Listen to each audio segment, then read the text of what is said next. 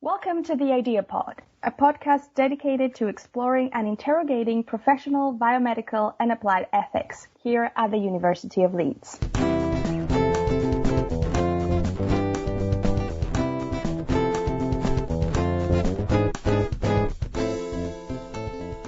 For any new listeners, I am Gabby, a postgraduate researcher at the Idea Center and your host today. Accompanying me in this episode is David Molyneux, medical doctor, medical ethics tutor, and current postgraduate researcher at the University of Leeds. Welcome, David. Thanks, Gabby. So I'm excited because today we're going to discuss a very influential thought experiment called the trolley problem, made famous by Philippa Foot back in 1967 and then revised by Judith Thomson 10 years later. Just in case some of you listening are not familiarized with the trolley problem, I'll just set up a brief example. So the original trolley problem puts you as the driver of a trolley that is out of control. Let's assume the brakes have failed. You see that ahead of you, there are 5 people tied to the main track. However, looking at the side track, you see that there is only one person tied there. So, you cannot stop the trolley. However, you can steer it and change lanes. What do you choose? Do you kill one or you save 5? So, there are some variations to this problem that are quite famous. So, I think some of them might give us an insightful look at issues related to medical ethics and things related to the pandemic that we're going to go into. So, David, would you mind telling us about these variations? Absolutely, and thanks for the introduction, Gabby. So, I think the strength of these trolley cases really come when you use them to make comparisons with other cases, both trolley cases and non-trolley cases. Mm-hmm. In the original trolley problem, the one that you've just described, most people would say, yes, it is permissible to switch the trolley onto the side track, even though you'll still be harming one person.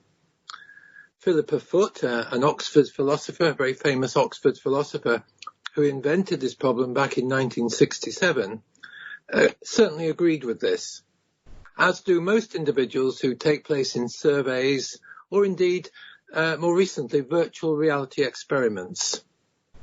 And when asked why, most people would say, very commonsensical, that it's something to do with minimizing the number of people who die. So if you switch the trolley, 1 dies instead of 5, and that makes good common sense. Right.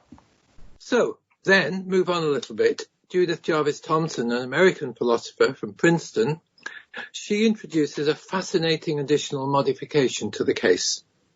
Imagine, says Judith Thomson, that you don't actually have any facility for switching tracks, but you can push a large man, it's a fat man in the original text, but large man now, and he's helpfully standing on a bridge over the trolley track.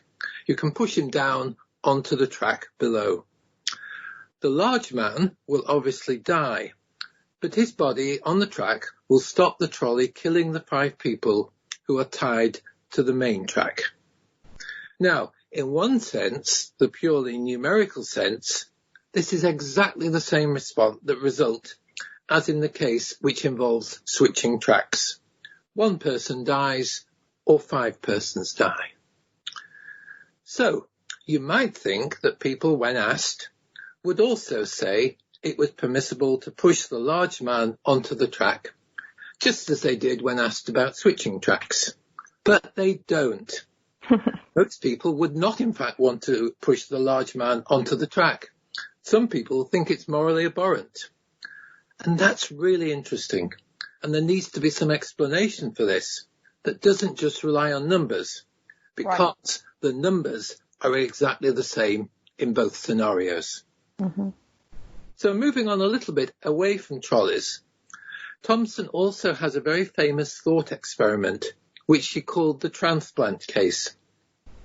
This is very famous and was made even more famous by John Harris's article called The Transplant Lottery, which came out later.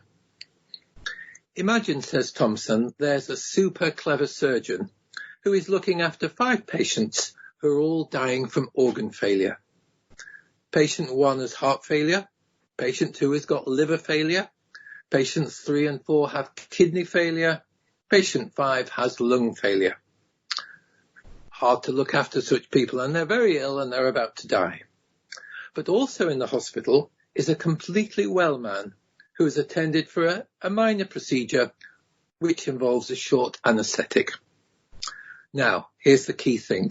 Whilst the well man is asleep, the surgeon harvests the organs from the well man and saves the lives of the 5 dying patients. And we have to assume here that the transplants take okay and there's no problem with doing this sort of thing. The well man dies, and the question then is, did the surgeon do the right thing? And most people, when asked, as did Judith Thompson, say categorically no. And the thought of doing that feels morally repugnant. And again, the question is why? And like in the fat man, the large man case, 5 people have been saved and only 1 dies. Exactly the same numbers as in the original trolley case. How then can we explain the different intuitions? It's not just about numbers, it must be something else. I think it's extremely interesting to see how these cases can show the diversity of intuitions that we have, depending not only on how people are involved, either directly or indirectly, but also I think there are cultural influences. I remember a couple of years back, for example, the media MIT lab was curious to get some information about these intuitions and how they worked. The setting was a bit different. So we had self-driving cars in the examples that they tested, but the results show a variety of intuitions of how an ethical autonomous vehicle, in this case, should behave or how it should make decisions. So they set up the moral machine experiment, and millions of people from over 200 countries answered this experiment. And there were 3 clear preferences which might show us either, moral intuitions happening there, but also cultural backgrounds that might be affecting these intuitions. So the top 3 were sparing human lives over animals, sparing many over few, and preserving young people over the elderly. So one of the things that they were able to record in the data that they had was that older people are not so easily unconsidered by Eastern countries, where they have this culture based on respecting the elders. So there is a tendency for clusters, if you want to call it that. So based on common worldviews that might put together cultural, political, religious, and ethical views together. So I think exploring these intuitions, it is always helpful for us to theorize about them in more depth. But talking about the trolley problem, I think, is going to take us to talk and introduce the doctrine of double effect. So before jumping into our coronavirus discussion about, this doctrine of double effect, I think it will be helpful for us to explain what this doctrine is. What is it, David? Right. Well, the doctrine of double effect is a well-known sort of theory or idea. And it's the concept that it's permissible to cause harm as a side effect when you're aiming for a good outcome. The old word for side effect was double effect. That's why it's called the doctrine of double effect. Now, that's true, even though it would not be permissible to cause the same harm as a means of producing the same good outcome. So it draws a distinction between harm caused as a side effect and harm caused as a means, and between harm caused as a side effect and harm caused as an intention. And intuitively, that's quite an attractive idea. Historically, the doctrine seems to date to St. Thomas Aquinas, the medieval philosopher and theologian. Aquinas was really reacting to some writing produced by St. Augustine about the impermissibility of doing any kind of harm. Augustine was very keen on that. So Aquinas introduced the doctrine really to do with self-defense and killing in a just war. And it's perhaps best known these days as part of the justification for the use of strong opiates in end-of-life care. So to take that medical example, which is well known, it's permissible to use high-dose opiates in palliative care, even though it might shorten the life of the patient, provided that the outcome is good, and any shortening of life is a side effect rather than an intention. So that's okay, but a doctor could not, at least in the UK, where euthanasia is against the law, use high-dose opiates as a means to end the life of a patient, even if the doctor was motivated by the goal of relieving the patient's pain. So there's the difference, intention versus side effect. Several high-profile medical cases over the years, starting in the 60s with the Bodkin-Adams case, have relied successfully on the doctrine of double effect as an effective defence. Another well-known application is the difference between terror bombing of civilians to weaken their resolve and strategic bombing of military sites, where it is known that civilians are highly likely to be killed.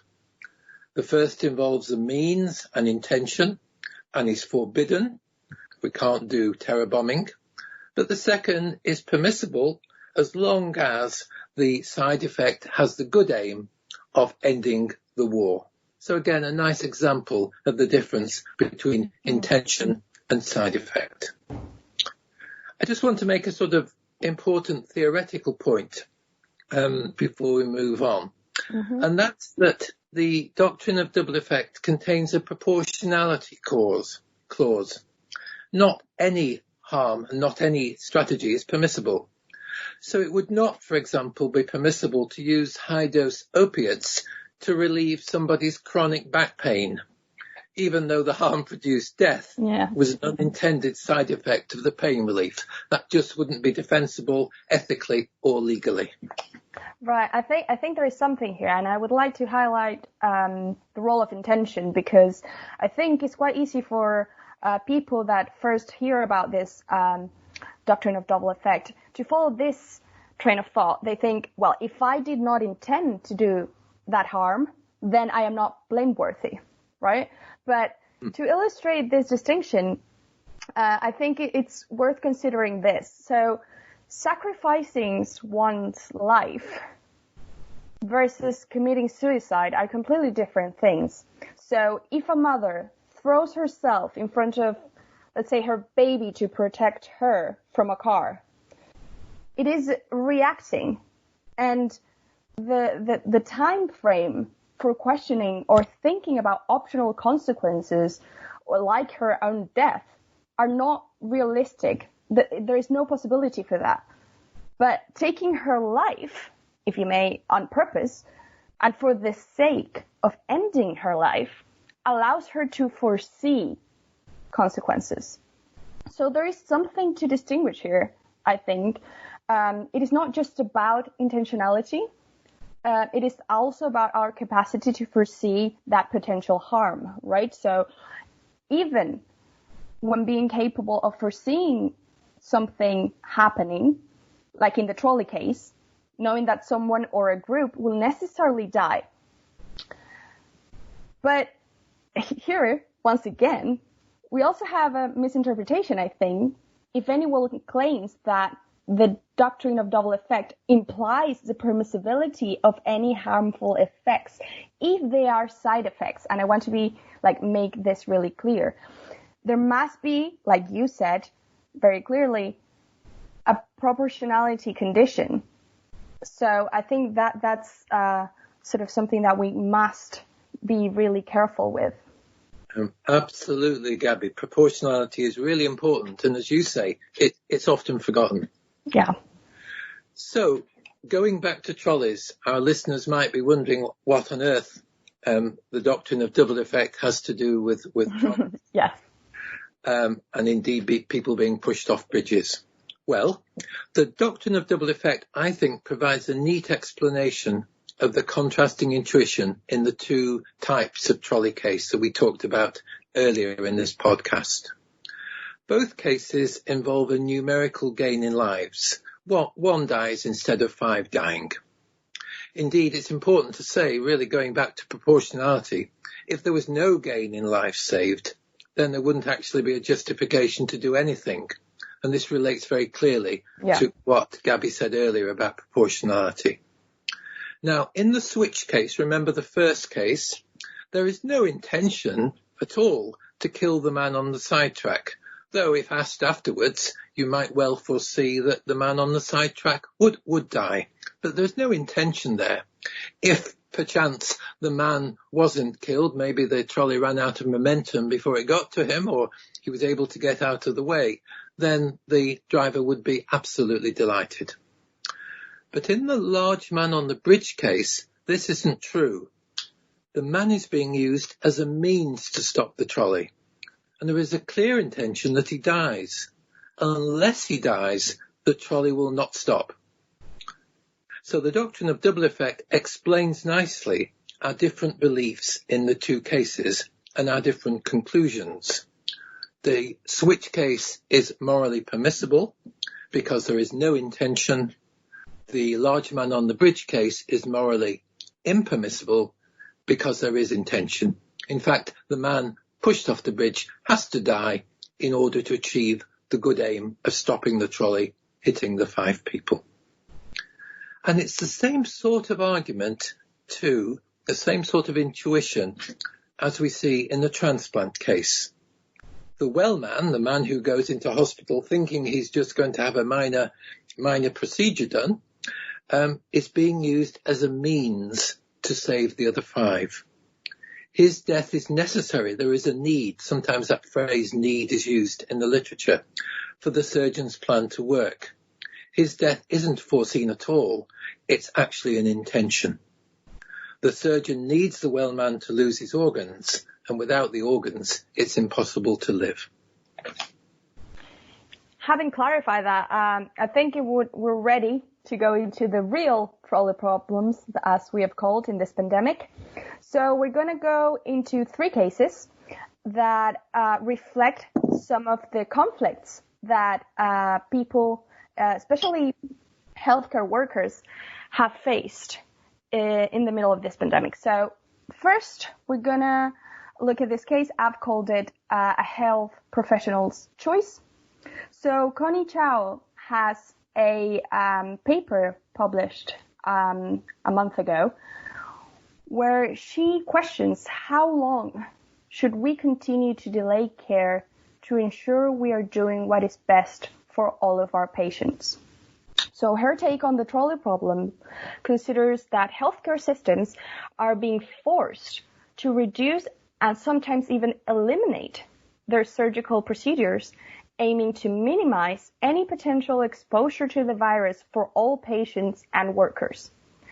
So the balance between COVID-19 patients and those awaiting other types of care presents a scenario in which handling the uncertainties of this pandemic makes it harder to instinctively know the meaning of what constitutes appropriate care.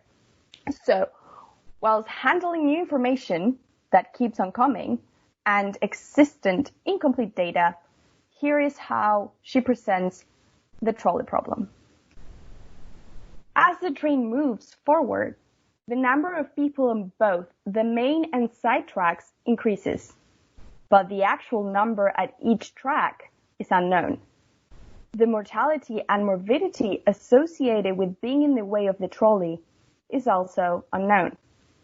Some may survive only to be injured, others may survive with no sign of injury at all. There are groups of people demanding that it is a violation of their rights to not be positioned on the main track. They are eventually on the main track, and their occupation of resources puts additional people on the side track. The governing body supplying funding for the trolley reopens ticket sales for additional passengers who find themselves on the main track in the path of the trolley. Investing in the trolley also lengthens the tracks, increasing the amount of time before the trolley hits, and the number of people on either track. The tracks do not target isolated groups of people. It's not like in the thought experiments that we went through. Instead, there is an infinite number of options that will result in morbidity and mortality in both groups to varying degrees. The subsequent groups of people on main and side tracks, that means second or possible third waves of the virus, are dictated by our current decisions, with an impact that can be anticipated but not predictable. So, once again, how long will our patients wait at home until their, for example, elective surgeries or treatments become urgent? What elements are at stake here? What can you tell us about this case, David, you as a philosopher but also a medical doctor? Thanks, Gabby. So in this paper, Connie Shaw's really making a direct comparison between the trolley problem, the very problem we've just been discussing, and the situation in hospitals during the COVID crisis. So I guess we need to be crystal clear about the analogies that Shaw has in mind. The patients who are at risk of dying from normal disease, things like cancer, heart disease, trauma, etc., are the patients on the main track. They are under threat from these patients, just as the 5 trapped individuals are under threat from the runaway trolley. On the side track are patients under threat from COVID. Should the trolley, as Shaw, be switched from the main track, normal disease, to the side track, COVID? What a hard question. Yeah. The first thing to be clear about is the numbers involved. The trolley cases, and for that matter the transplant case, gets its moral purchase, its moral impetus, from the fact that there is the opportunity to save lives. But in the COVID crisis, we don't really know the numbers on both tracks. Because of the difficulties with reporting cause of death, we may never actually possess this information. Right, so basically the uncertainty about any real-time data in a way prevents us from being able to really balance the potential consequences. And in this case, the number of people on the tracks is just simply unknowable. Absolutely, and it's actually a bit harder than that still. To push the analogy a little bit, some patients will be on both the main track and the side track. Yeah. They may die, and we don't know this, from both COVID or some other disease. And as Shaw rightly says, we don't really know how dangerous it is to be on the main track and how dangerous it is to be on the side track. So decisions about switching tracks are really, really difficult. Alarmingly, the numbers on both tracks are changing all the times. And sometimes individuals on the side track cause more people on the main track to join them on the side track. So I would say here that decision making is mind-bogglingly difficult. It really is. What can we take away from the trolley problem and the doctrine of double effect? Perhaps this. Because none of the deaths are intended and none of the deaths are a means to save others, then choosing one group over another group is permissible if the numbers are right. So this is a trolley switch case rather than a large man on the bridge case. But this puts enormous moral pressure on a realistic understanding of the numbers. And I'm not sure that we can have total confidence now, or maybe even ever, that we have done our calculations correctly. Yeah, and I think that's one of the factors that comes into applied ethics. And at the end of the day, we have so many layers of complexity and overlapping ethical distinctions that it's quite hard to know what the right answer is. However, I think in this case, it comes down to diligence and the ability to reconsider decisions on the go. And I think this is very important because sometimes in the pressure of, decision making being very swift, we forget that we need to take a step back and maybe reconsider what we have been doing. So what might be the best possible solution when uncertainty abounds is actually just taking the time to revise constantly what we're doing and why. So for case 2, we're going to look directly into the double effect. So David, would you like to introduce us into herd immunity? Yes, I will, Gabby. Perhaps before I start that, if I could add that transparency is really important too. Yes. In order to make good decisions, people need to know all the information. And it's very worrying when bits of that information is kept away from either the population or the scientists who are working on these decisions. Yeah, in that case, I think it also relates to not just the ethical decisions made by the doctors in this case individually, but it also has to do with the type of policy that is taken as an institution or more broadly as a government to deal with these things. Absolutely, absolutely. So to herd immunity, this interests me greatly, and I think it interests me because of the way that decision making seemed to be going back in February, early March of this year. So, for example, our chief scientific officer in the UK, Patrick Vallance, said this. This is early on, remember, this is February, March. Yeah. Our aim is to try and reduce the peak of the infections, broaden the peak, not suppress it completely, because the vast majority of people get a mild illness, to build up some kind of herd immunity so more people are immune to this disease, and then we reduce the transmission. So that seems to be the way that the scientists and politicians were thinking 3 months ago, something like that. And how they presented it to the public as well. They did indeed. Yeah.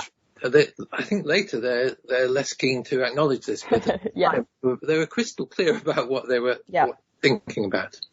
So just to sort of dig down into that scenario, in numerical terms, this would mean that about 47 million people would need to develop COVID to develop herd immunity, which is set at about 60% in this particular infection.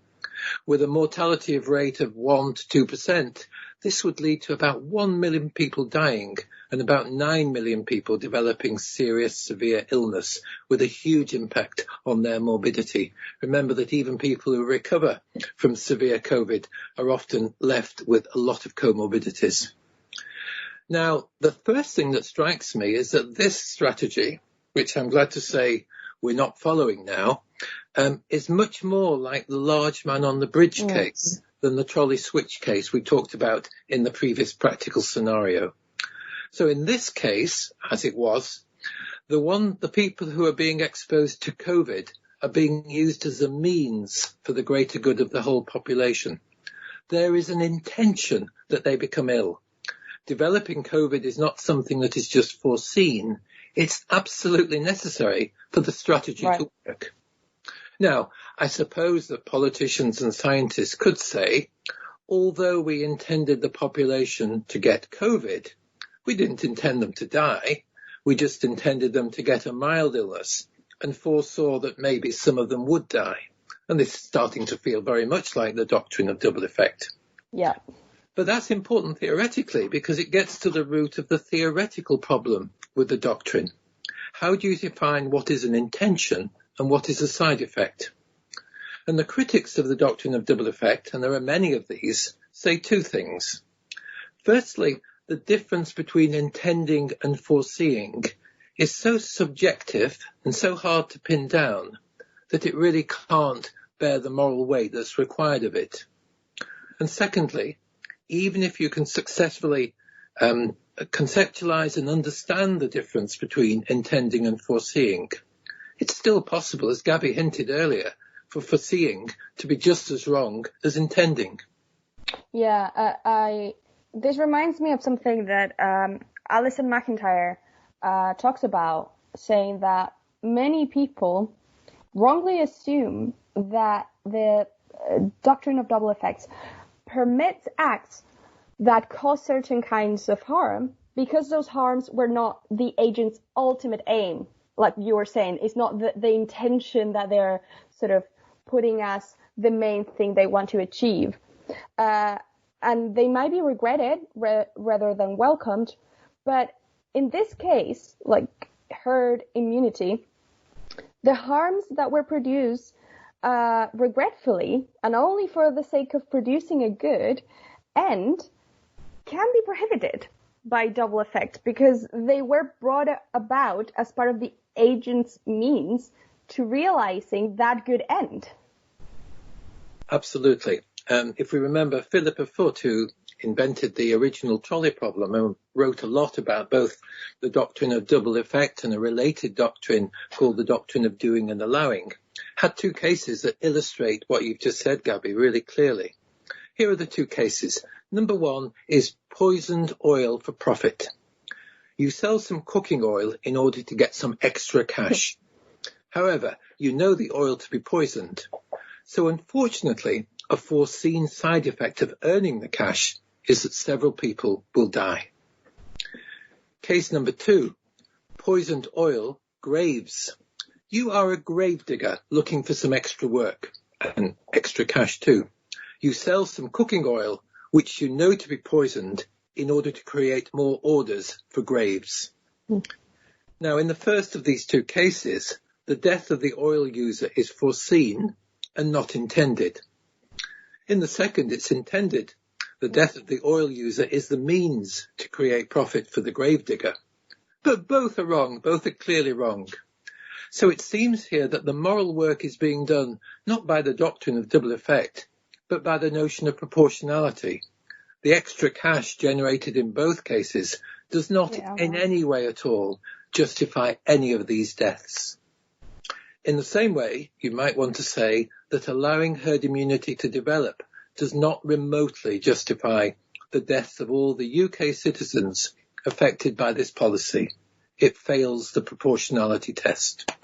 Precisely. And I think that's one of the best explanations why it doesn't matter how much data you have or how much numbers you have to back up certain decisions. I think there are some really key ethical distinctions that need to be made, especially when it's about life and death. So now, for our last example, we're going into case 3 that has to do with releasing lockdown. How do we manage the possible extra deaths that we could have?